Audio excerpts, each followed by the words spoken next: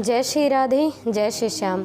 आज हम महाभारत के आदि पर्व के एकादश अध्याय की कथा वर्णन करने वाले हैं, यानी 11वें अध्याय की कथा।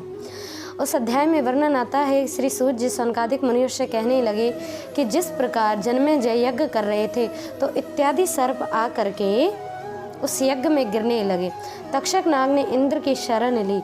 इधर वासुकी नाग कहने लगे कि हे पुत्र आस्तिक, अब हमें तुम्हारी आवश्यकता है, जाओ जाकर के उस यज्ञ को बंद कराओ, क्योंकि अगर तुम्हारे कहने से यज्ञ बंद नहीं हुआ तो अवश्य रूप से हम भी इस यज्ञ में जलकर भस्म हो जाएंगे। आस्तिक मुनि अपनी माता की आज्ञा लेकर के उस यज्ञशाला की तरफ जाते हैं। जैसे ही उस यज्ञशाला में जाने लगे तो द्वारपालों ने उन्हें रोका। आस्तिक मुनि ने बाहर द्वार से ही यज्ञ की स्तुति करनी प्रारंभ कर दी। ऐसी स्तुति करी जिस स्तुति को सुन करके जन्मेजय देखने लगे कि ये स्तुति कौन कर रहा है और उन्हें भीतर आने का आदेश दिया। आस्तिक मुनि ने भीतर प्रवेश किया तो संपूर्ण सभासदों की, ऋषित्वजों की और उस यज्ञशाला की स्तुति प्रारंभ कर दी। उस स्तुति को सुनकर सभी सभासद इत्यादि, ऋषि, ब्राह्मण इत्यादि सभी प्रसन्न हुए, आनंदित तो होने लगे।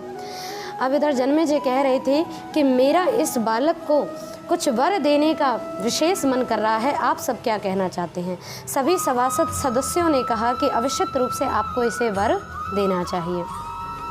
अब जन्मेजय कहने लगे कि अभी तक तक्षक नाग क्यों इस यज्ञ में नहीं आया? तो ऋषियों ने कहा कि उसने इंद्र की शरण ली है।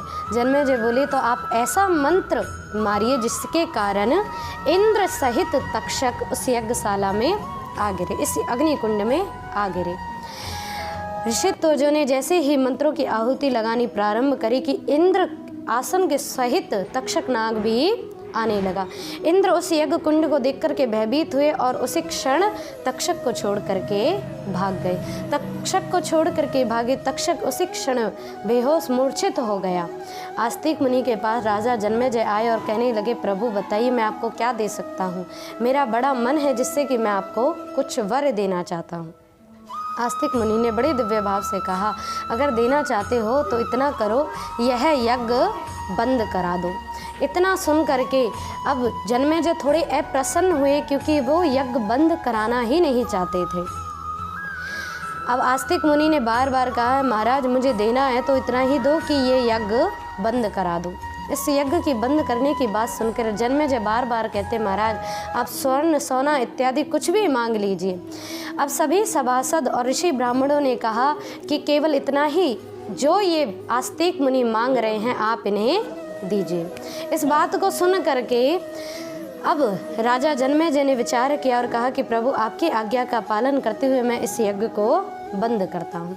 आस्तिक मुनि की स्तुति करी, उनकी प्रार्थना करी और कहा कि प्रभु अश्वमेध यज्ञ जब मैं करूँगा आप उस यज्ञ के होता बने। आस्तिक मुनि ने इस बात को स्वीकार किया और बड़े दिव्य भाव से जब आस्तिक मुनि लौट करके आए, आज भी जो भी इस अध्याय का पाठ करते हैं उन्हें सर्पों से भय नहीं रहता।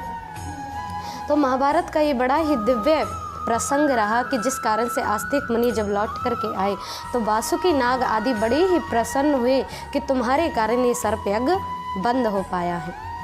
अब यहाँ पर महाभारत के एकादश अध्याय का विश्राम होता है। आशा है आप सभी ऐसे ही महाभारत की कथाओं का श्रवण करते रहें, आनंद से रहें। जय श्री राधे।